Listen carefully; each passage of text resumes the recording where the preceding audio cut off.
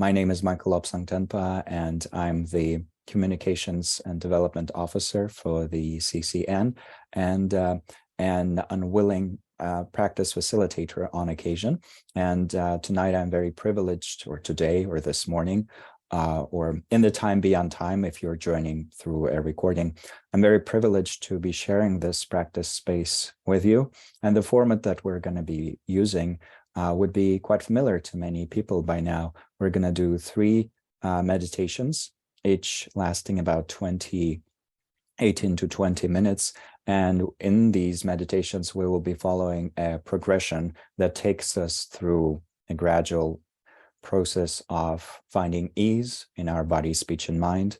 Then we will connect to one of the 4 immeasurable states, in this case with compassion, that we will attempt to radiate boundlessly to all beings across the world.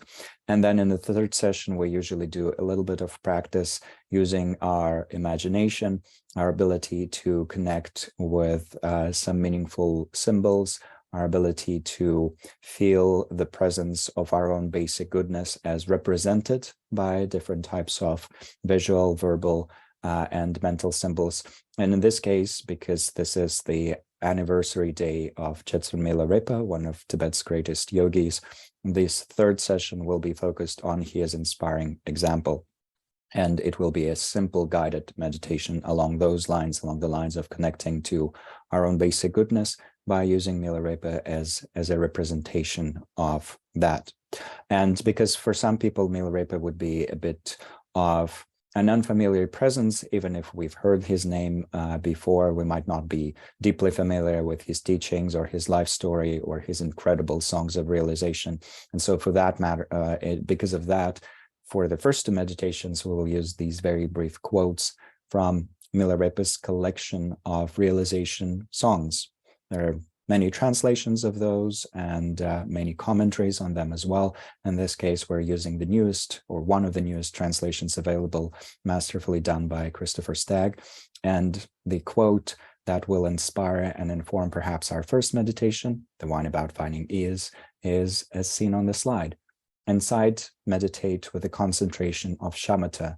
To abandon activity is one great ornament. Outside, stably take hold of the antidote. To relax body and speech is one great ornament. So in this practice session, we will relax body and speech, and then release mental activity to rest in a state of spacious clarity. And to do that, let's, if possible, find a comfortable stationary position. Some people would prefer to do this practice in the supine position. Some would do it in the upright position, either with their legs crossed or with feet flat on the ground, if we're sitting on a chair or a couch or something similar. And of course, the overall emphasis is on finding a posture, finding a position that is both stable and relaxed. Finding a position that would allow us to connect with the experience of ease and relaxation. And to contribute to that, we can first spend a few moments attending to the experiences of our body, the tactile experiences of the body arising and dissolving as we try to find ourselves right here and now in this practice session with our body in the meditation position that we've chosen.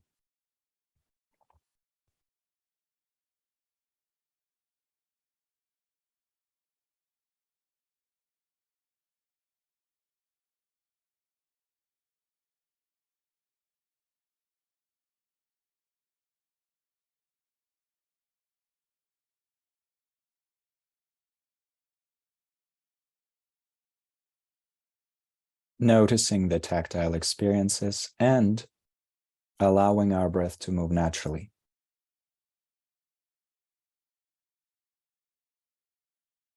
Not trying to control the breath, not trying to make it more deep or more shallow. Not trying to make it faster or slower,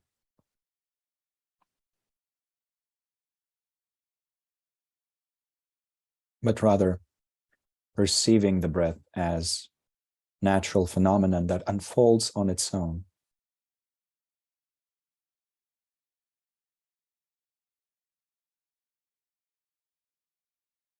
And watching the sensations associated with the breath and arising throughout our body with a sense of wonder and appreciation.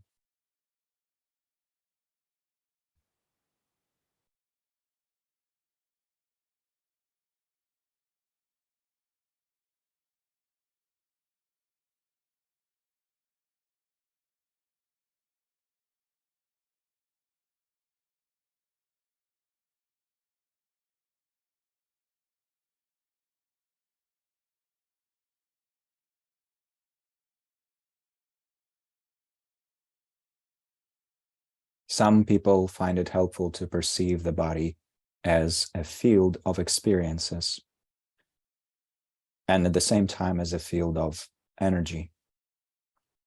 And our job then is to simply observe these changing sensations, these changing experiences,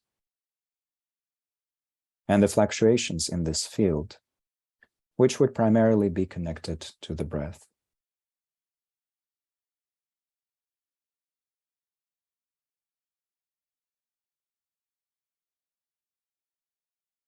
Waves or ripples of breathing rushing through our body, through the field of the body, back and forth.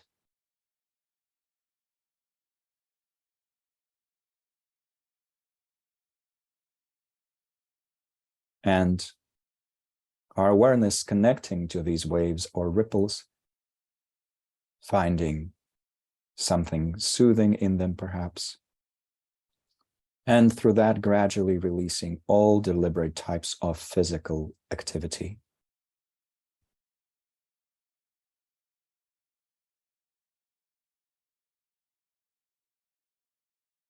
All that to experience a deeper sense of physical stillness.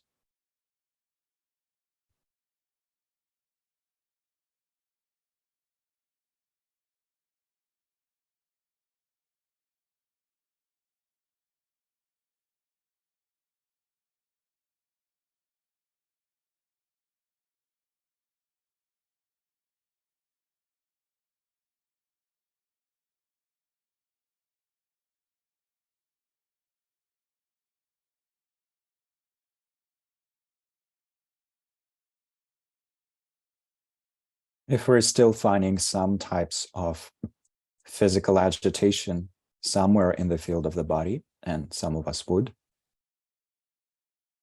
we can make a slightly stronger emphasis on just releasing that with the exhalation without forcing the exhalation itself.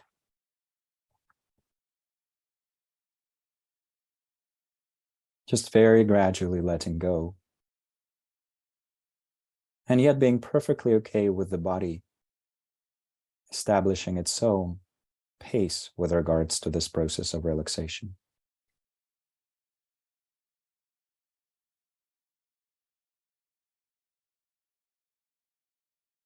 So not forcing anything, and at the same time gradually releasing more and more deeply.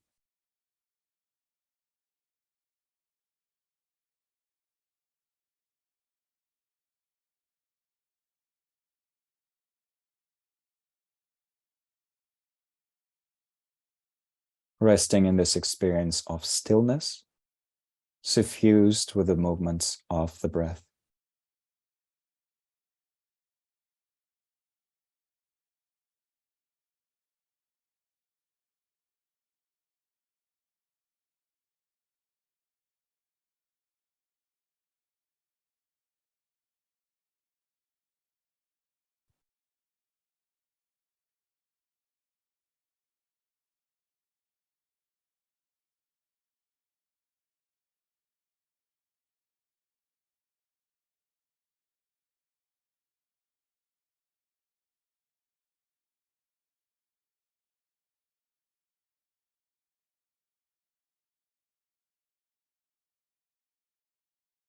With our breath moving naturally, with our body being relatively still, We can also connect to the quality of silence as we allow our outer and inner speech to also release all types of deliberate activity.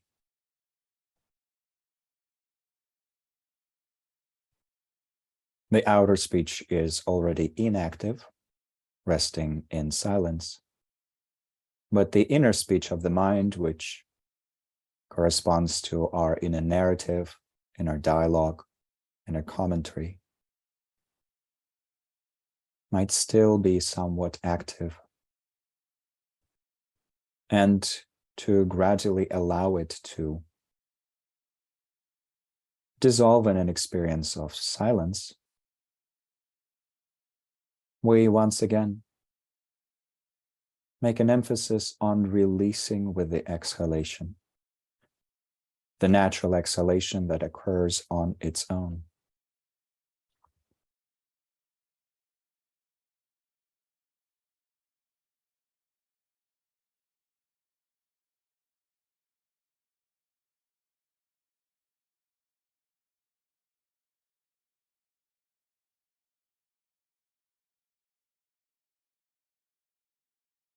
Most of our attention is connected to the experiences of breathing, the tactile experiences of breathing manifesting throughout the body.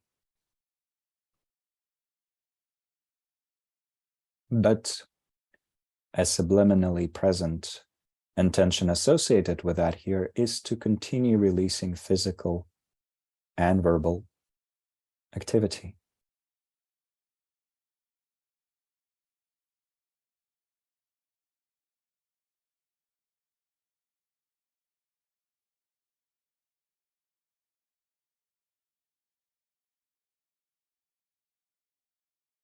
And by extension, also the types of mental activity that would not support us in simply resting in a state of spacious ease. So when we catch ourselves getting lost in thoughts, images, memories, desires, and so forth,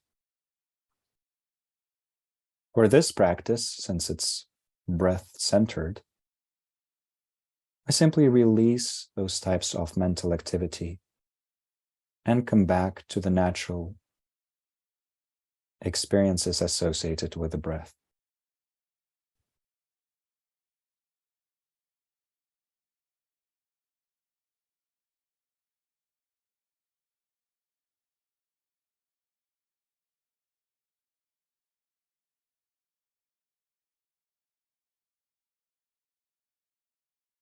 As if the waters of our attention were gently redirected towards simply watching the breath,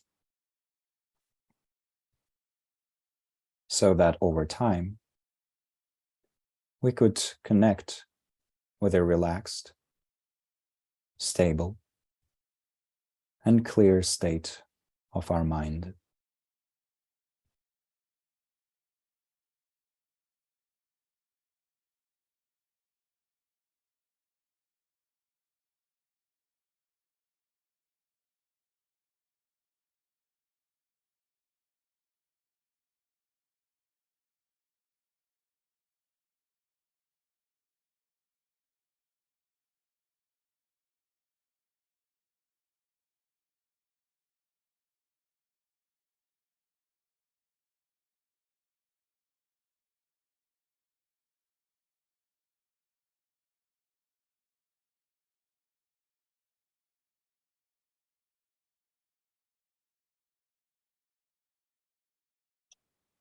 From here on, the emphasis in the remaining part of this meditation is on simply continuously letting go of deliberate physical activity, letting go of verbal activity, either outer or inner, and gently letting go of any type of mental activity that is not supportive of us mindfully observing the breath.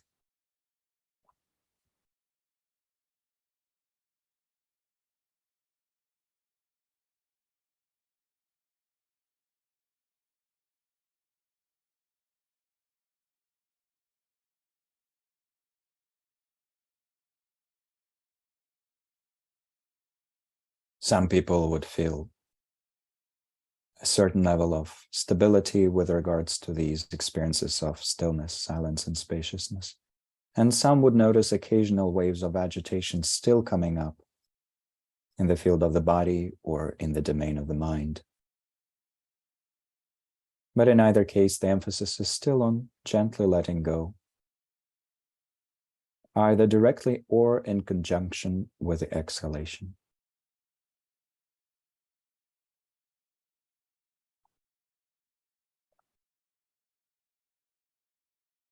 And so it is in this state of clearly resting and, when needed, letting go, that we will spend a few more minutes together.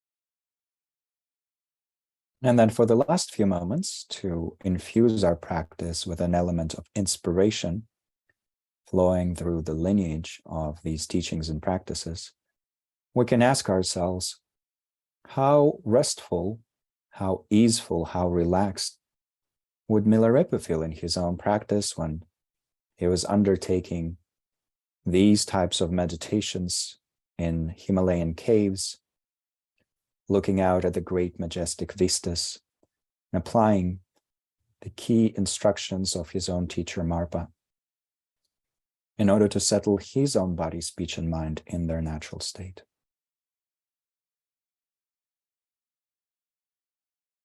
How would an incredible yogi of that caliber, even at the beginner stage, feel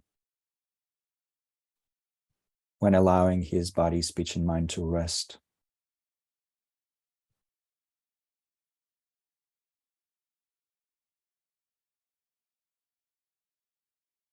How would that level of ease feel in my body, speech, and mind?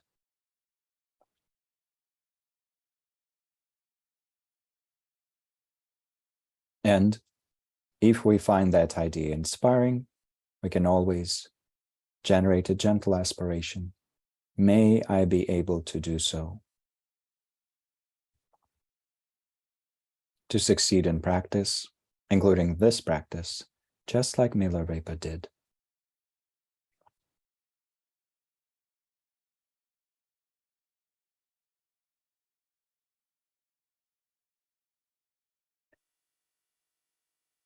With that, we gently bring our awareness to the experiences of the body, still resting here.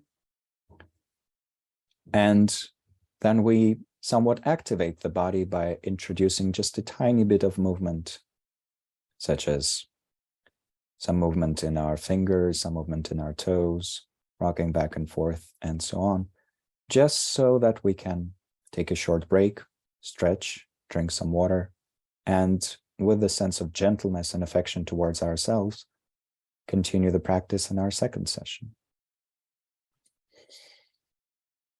So let's do that. Take a few moments to take good care of ourselves, of our body and our mind, before continuing with our meditations and moving on to the practice of great compassion. But before that, while we're all taking this necessary break and perhaps adjusting our posture, just a very gentle reminder about the last part of that practice. Alan Wallace often quotes a conversation that His Holiness the Dalai Lama had with some students And the students asked whether it was still possible for practitioners in the modern age to attain the great results that Milarepa attained through his practice. And His Holiness the Dalai Lama quite famously replied, "The times are indeed quite degenerate, but if you practice like Milarepa, you will gain attainments like Milarepa." And so it is in this spirit, and also in the spirit of inviting inspiration, which is a very important aspect of practice in the Tibetan tradition, or inviting blessings, or inviting inspiration, or inviting transformative inspiration. It is in this spirit that we did that little mental exercise trying to connect to Milarepa's own practice. And we will emphasize that more strongly in the last session for today. In the meantime, to prepare ourselves for a practice of boundless compassion, another short quote from Milarepa's Songs of Realization. "Outside dawn the six realms beings, and inside dawned unbiased compassion. In between, I remember my meditation experience, compassion without clinging, that's all I've got." So Milarepa is talking about the appearances of beings abiding in the six realms of samsara, and the natural response to those appearances, natural to him as a great yogi, truly connected to the true nature of his mind, the experience of the response being unbiased compassion. And then, of course, because that compassion is suffused with wisdom, that is compassion without clinging, so not the limited type of compassion that we initially have. And yet, we know the practices that lead us to, or could lead us to, generating unbiased compassion. So we'll use one of those right now. And for that, in an act of compassion towards ourselves, we can first take a few moments to wisely choose a meditation position that would support us in this next session.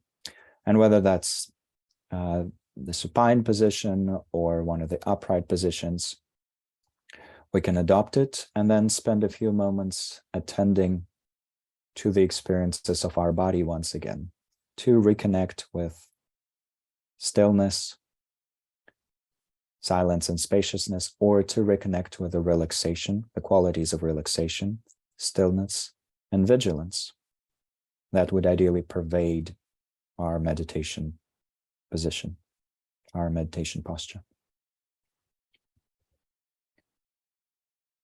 And so once again, allowing our breath to move naturally.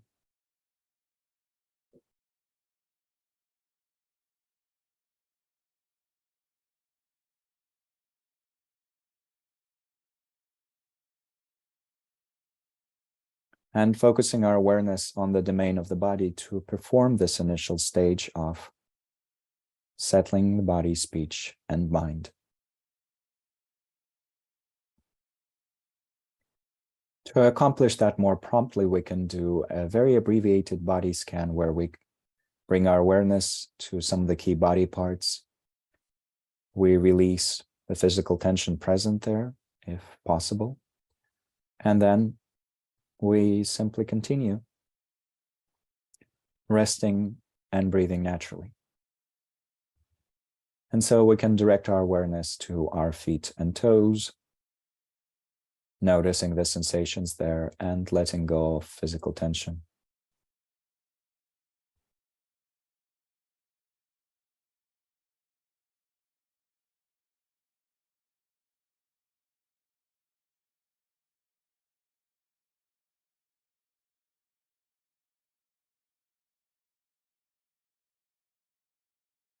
Then bringing our awareness to the pelvic floor and all the muscles around our hips, in the area of our buttocks, perhaps also in our lower abdomen and in our lower back.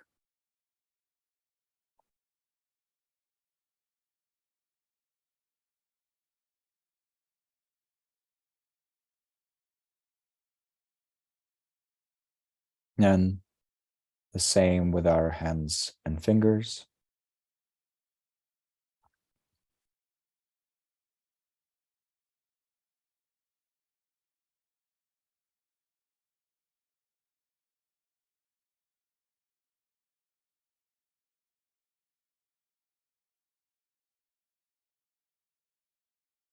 or the shoulders.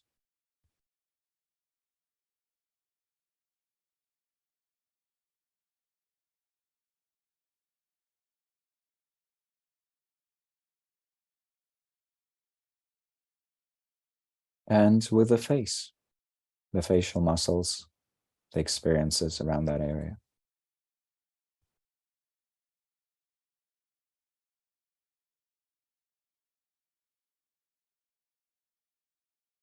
Allowing the body to continue with the process of natural relaxation,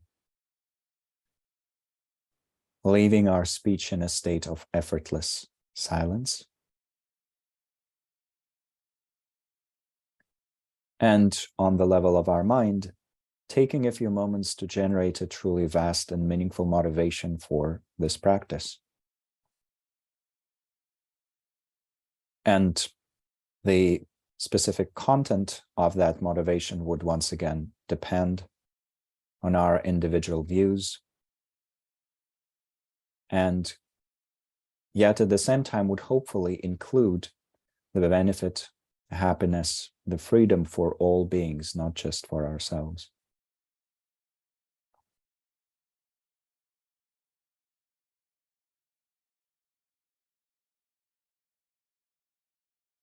Orienting our ensuing practice towards these beautiful aspirations, whether that's full awakening for the benefit of all beings, or a greater level of freedom for our mind, or a full uncovering of our amazing potential, and so forth.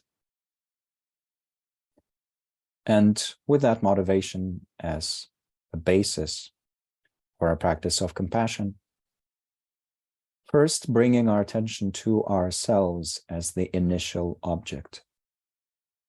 Ourselves as a person present here, undertaking this practice.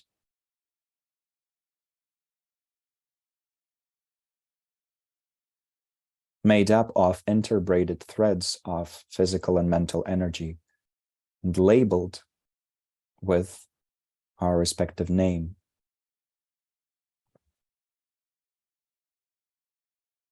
Watching this very person practicing here and noticing how deep inside us there's a strong wish to be free from discomfort, from suffering, from pain, from anguish, from disappointment.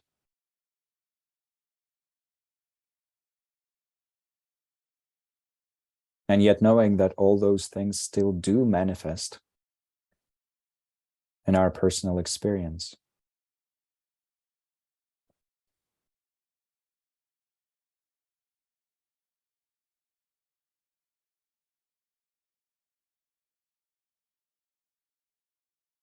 And because there's a sequence of causes and conditions that can unfold and bring us to greater freedom from different types of suffering, we can quite confidently wish, therefore generating compassion.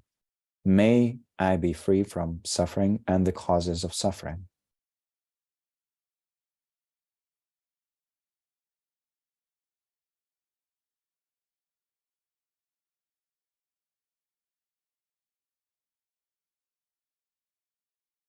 Generating this wish for ourselves, the experience of self-compassion, self-directed compassion.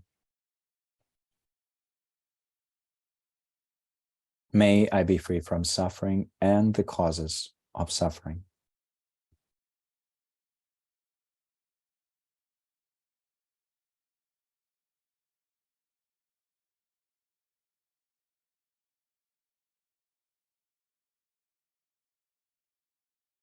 Holding this aspiration, sending it into the very depths of our being, and, if we wish, strengthening it with each natural exhalation, as if we were breathing life into this wish for greater freedom.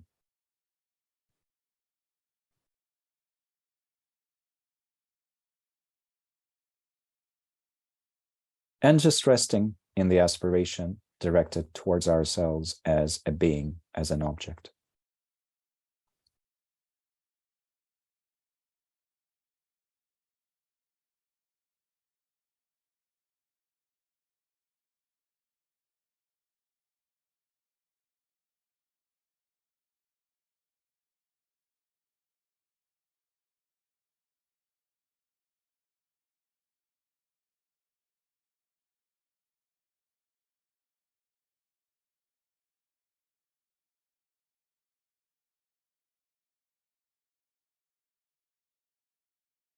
And then to slowly progress in this practice, directing our attention at a wider circle of beings, which would now include other practitioners participating in this practice with us, or if we're doing this meditation by means of a recording, perhaps other beings in close physical proximity to us, beings in the same building or in the 1 mile radius, just a wider circle of beings that we can extend our awareness to.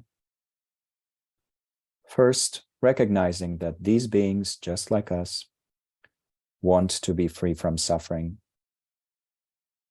and have the potential to attain greater freedom. Not just greater freedom from hedonic suffering caused by outer factors, but also greater freedom from neurotic attachment, aversion, ignorance with regards to the nature of reality, and so forth.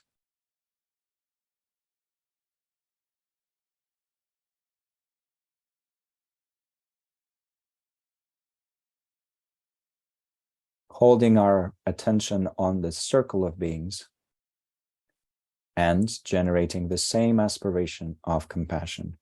May we be free from suffering and the causes of suffering.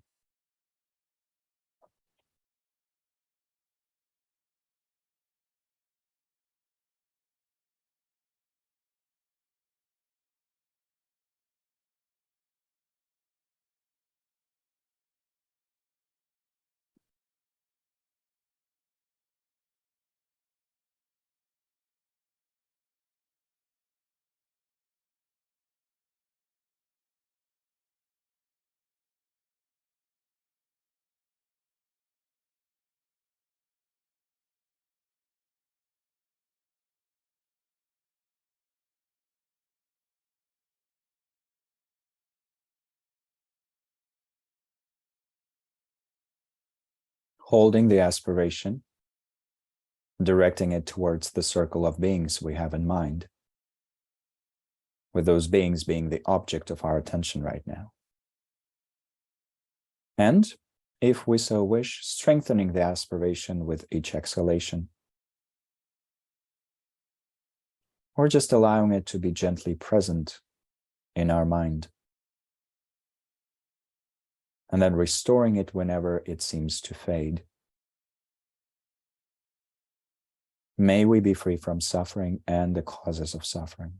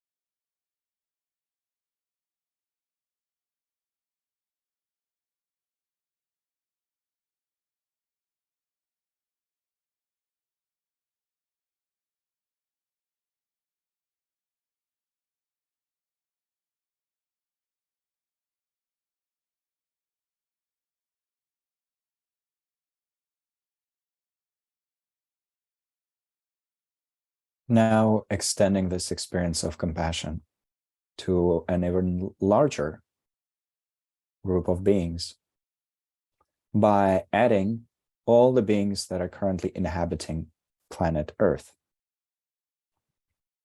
That, of course, includes not just humans, but also numerous types of animals, not simply limited to mammals or other types of large animals, but including an almost infinite variety of different types of sentient beings.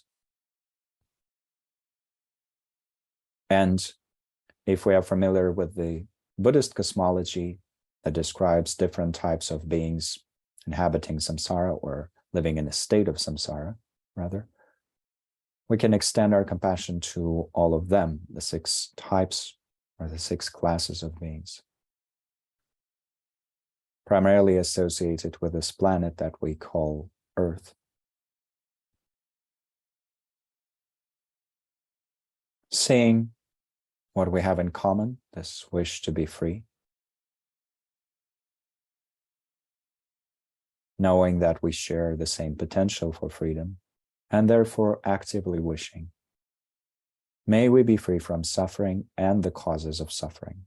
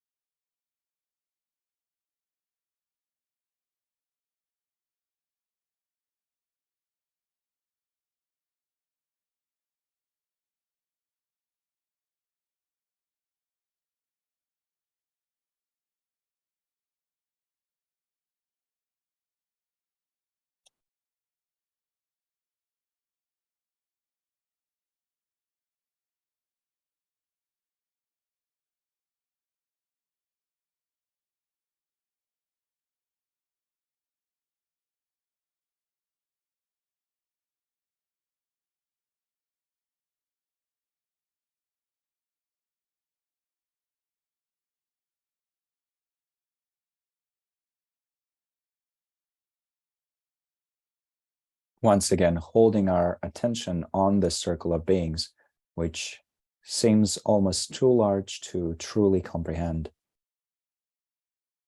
and is yet at the same time very precise and specific. All beings on this planet, all equally wanting to be free. May we all be free from suffering and the causes of suffering.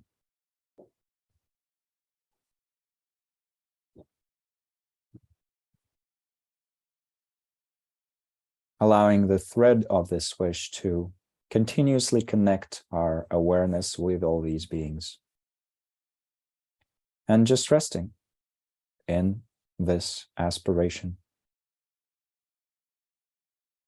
connecting us to all the others who want that freedom, but do not always know how to bring it about.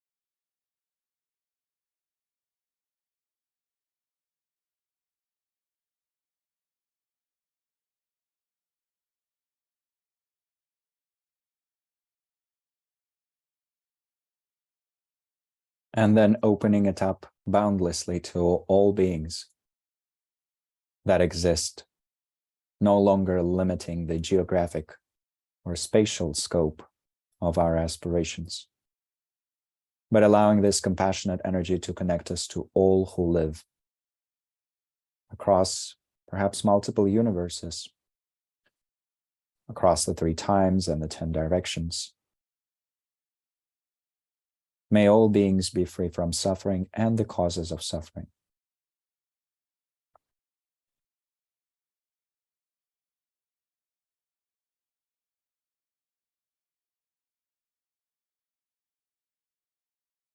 In a way, it's not even us as an individual being sending out these wishes to all the others. It's more the primordial energy of this wish itself, expressing itself, manifesting from the depths of each individual being in a truly unbiased manner. And eventually, even in a manner that is free from any type of clinging at independent existence. May all beings be free from suffering and the causes of suffering.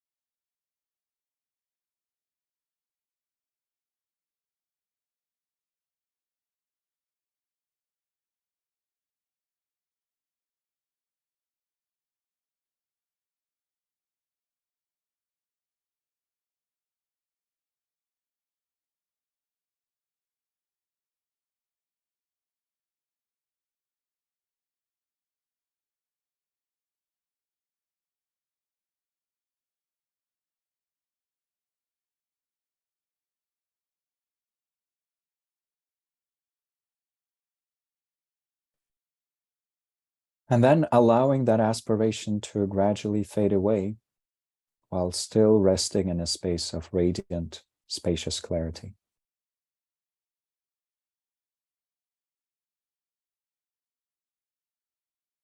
Our awareness has no particular reference points that we're directing attention towards, and yet it is luminously clear in this present moment.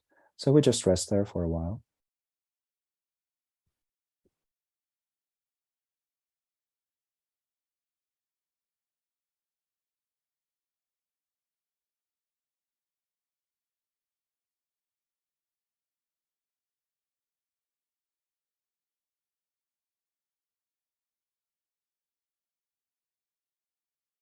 And then to conclude this specific second meditation session, we take a few moments to dedicate the energy of this practice to the highest aspirations with which we began.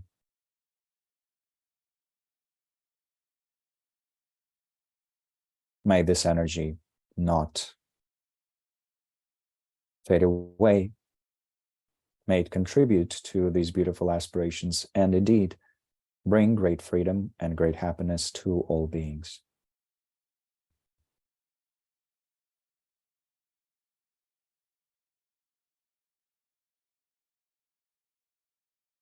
With that, we bring our awareness back to the field of the body, and we introduce some movement to the body by moving our hands and fingers, rocking back and forth, maybe smiling a little bit to reactivate the energy, and then just taking a short break once again to take good care of the body. And that can mean that we stretch, we move around, we drink some water, and so forth, just to recharge our batteries before the third and final session for today.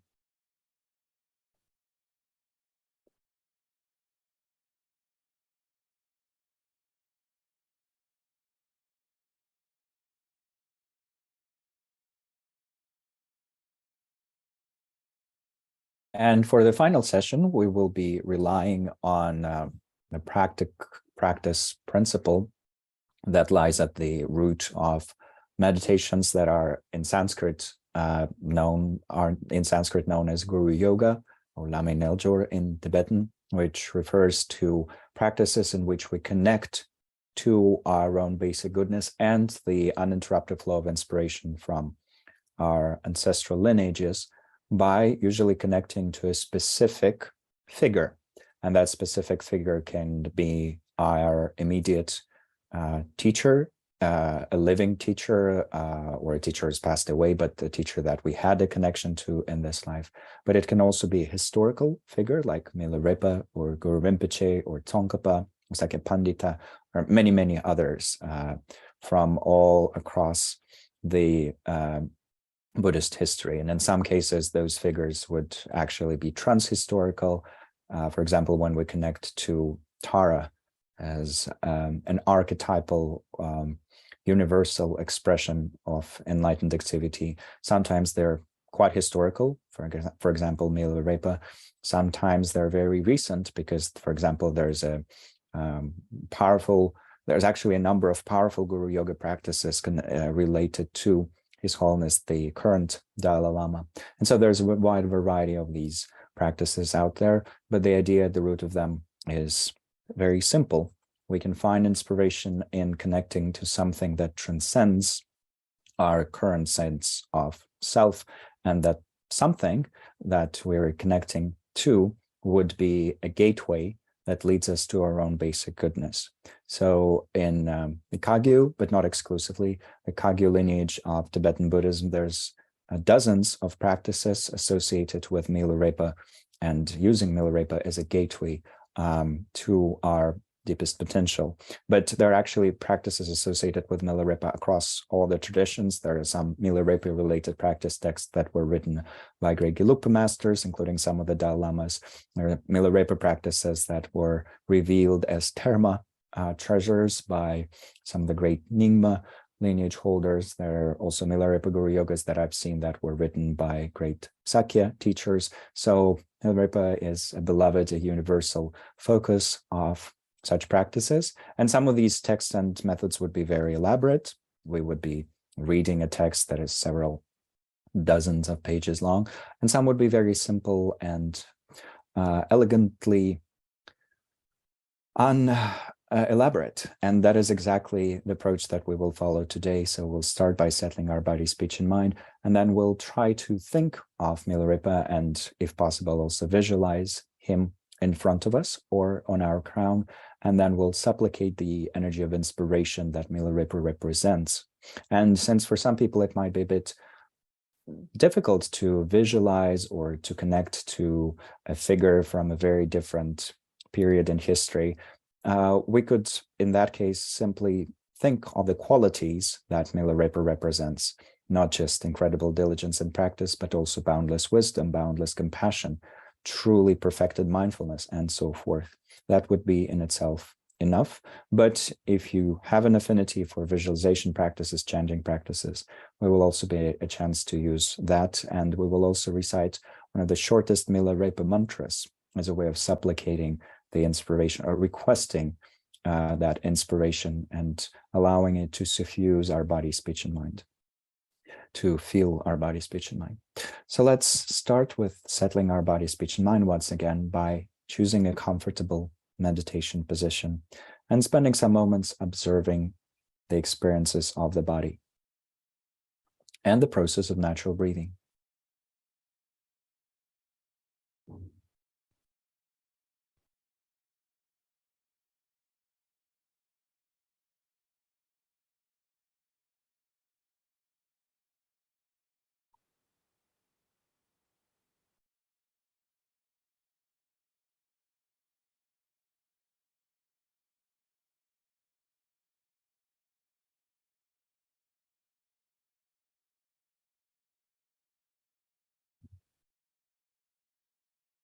Once again, releasing all types of physical activity, deliberate physical activity, and reconnecting with an experience of stillness.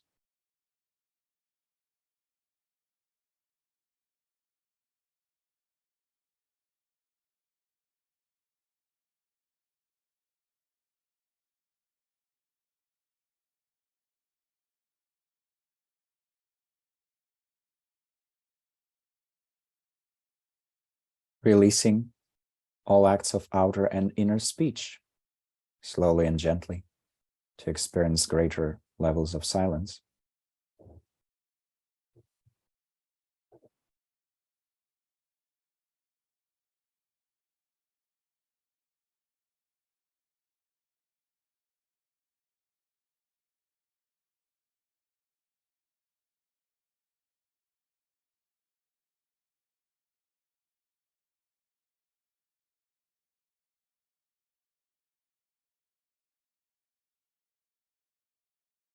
And with our awareness gently tethered to the experiences of breathing, also releasing any other types of mental activity that would right now distract us from this practice. And those would especially be our thoughts of the past, our thoughts of the future, and anything else that is not present-centered.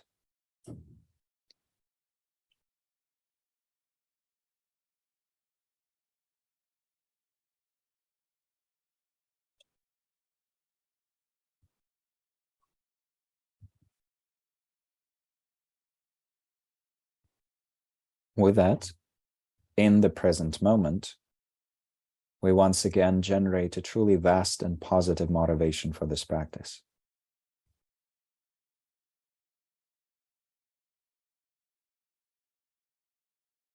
Revisiting our highest spiritual and psychological aspirations and directing this meditation towards the fulfillment of these goals.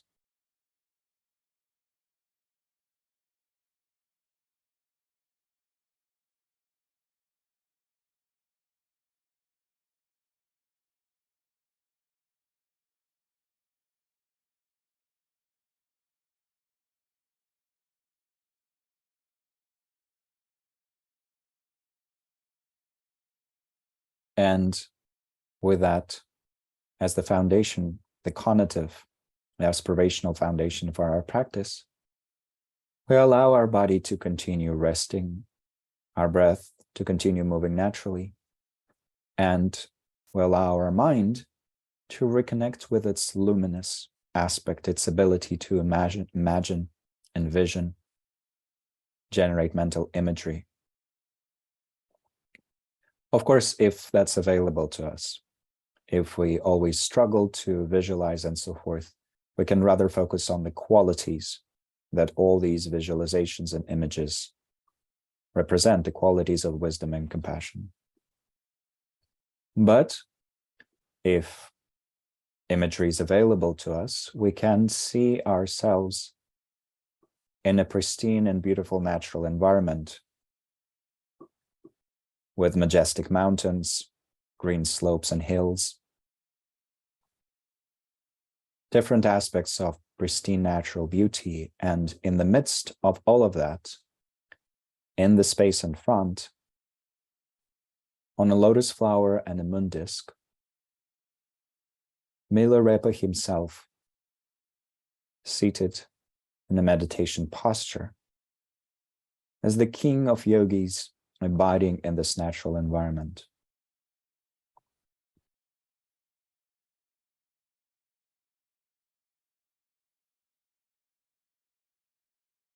There are slightly different ways to visualize Milarepa in these practices. There's differences between lineages, but a very generic way to do that is to see him with slightly greenish skin, representing his reliance on metals as primary source of sustenance and nourishment, but also representing his ability to get things done, to accomplish the yogic results that he was aspiring for.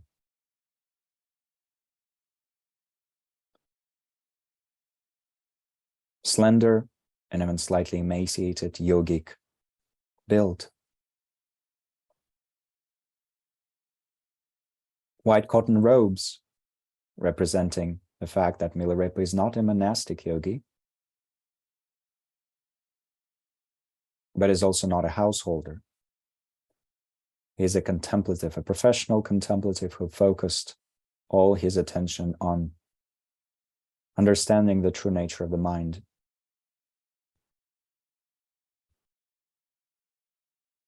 His right hand at his right ear, listening intently to the sound of Dharma that pervades the entirety of existence.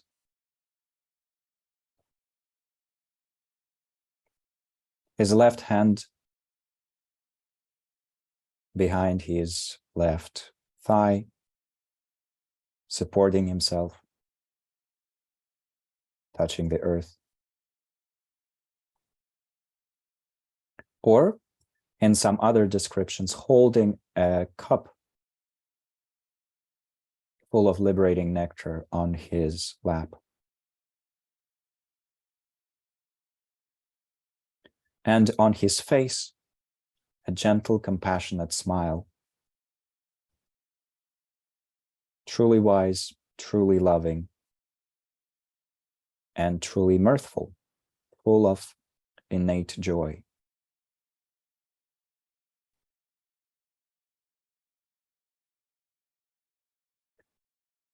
So we then take a moment to think of Milarepa's image in our mind, and potentially of its true energetic presence in front of us as a window into our own basic goodness, into our Buddha nature, which unites wisdom, compassion, fully cultivated or fully uncovered mindfulness, and so forth.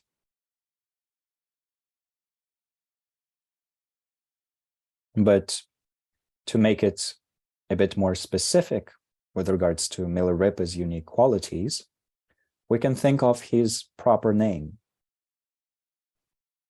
Milarepa is, in a way, a title or a common respectful way of referring to him, but his proper personal name was Shepe Dorje, which literally translates as laughing Vajra, which means that his mind, which has fully realized state of awakening, is immutable,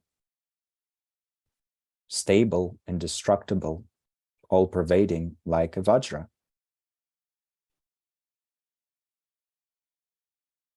It is the union of bliss and emptiness. And yet he's laughing, and so waves of joy are pervading everything and enacting his enlightening activity as he guides beings towards the same state of empty bliss.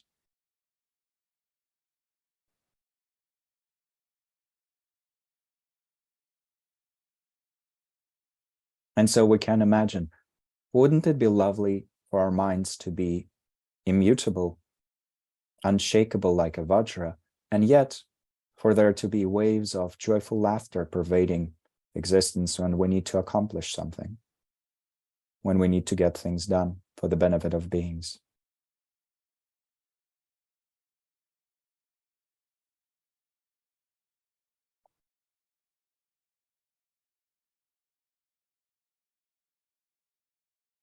Thinking of Milarepa's qualities, we recognize that he is not at all a solemn figure. And yet, who could be more serious about practice than him?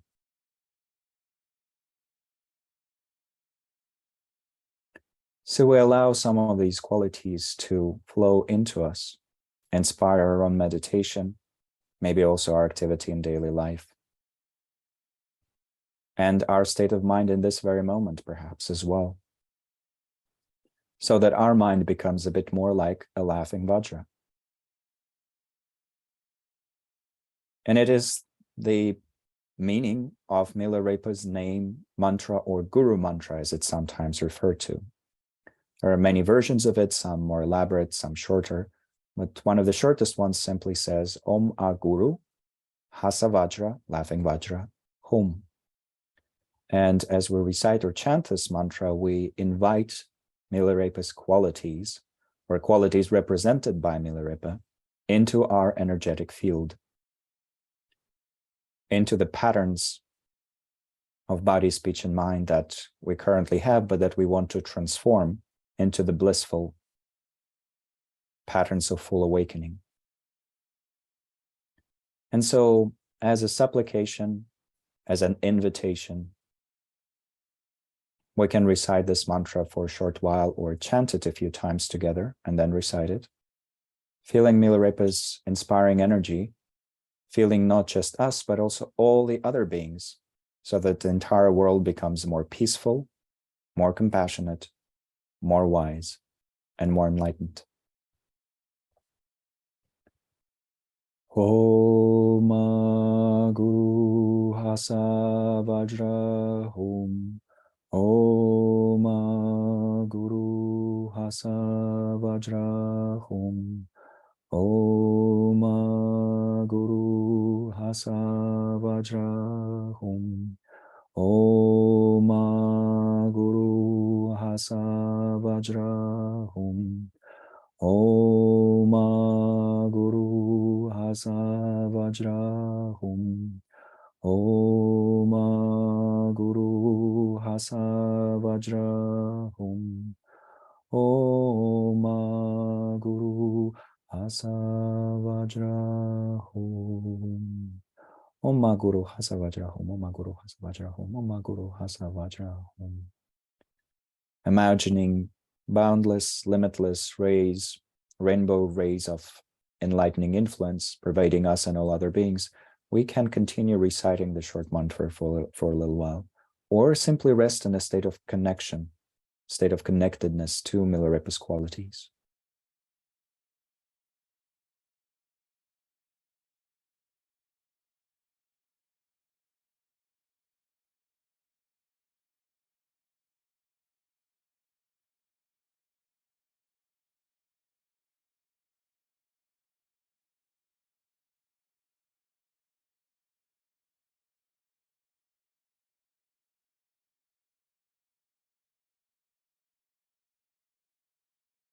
Om Guru Hasa Vajrahum. We conclude the recitation with that, and then we allow ourselves to simply feel a resonance of not just the mantra, but also of the qualities that it represents. This energy of laughing Vajra and the associated qualities of peace, stability, clarity, generosity, and so forth. And then to practice the stage of union, which is an important part of Milarepa's lineage, uniting our mind with the mind of the teacher, we invite Milarepa to our crown, and we imagine him sitting there for a little while.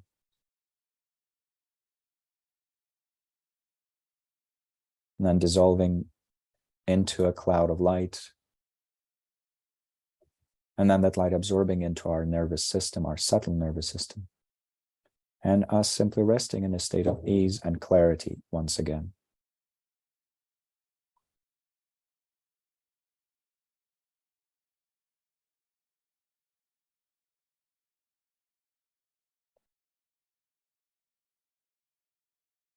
And then dedicating the energy of this practice session, all the 3 meditations, and especially this last part where we did an exercise in connecting to our basic goodness through the doorway or the gateway of a teacher. Dedicating this entire collection of energy to our highest spiritual aspirations, and also to all those who might need that energy and support right now. Beings who are alive, beings who have recently passed away, whole regions and countries, the entire planet, different species, so that all the signs of the degenerate age might be completely pacified and removed, and so that goodness, virtue, and joy truly manifest in every being's sphere of experience.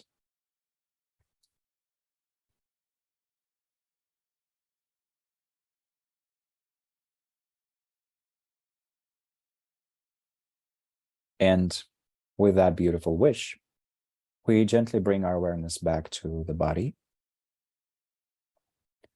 We introduce some movement to the body by rocking back and forth, moving our fingers and our toes, smiling, just like Milarepa himself would. And then slowly concluding this practice and the session in which we had the wonderful opportunity to connect to other members of our practice community.